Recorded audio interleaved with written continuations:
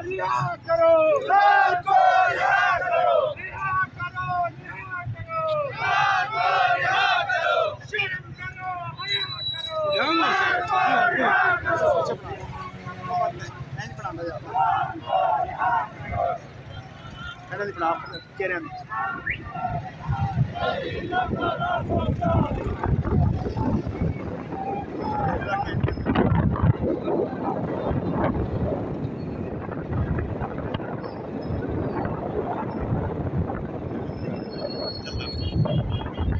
जी नाज़रीन, आप देख रहे हैं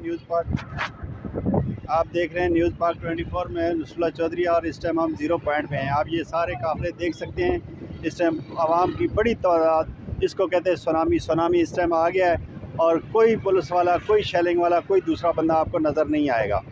तो जो कहते थे जी हम आनी हाथों से निपटेंगे, मेरा ख्याल है अब उनके पैम्पर शैम्पर जो है ना गंदे हो चुके होंगे। ठीक है, ये जज्बा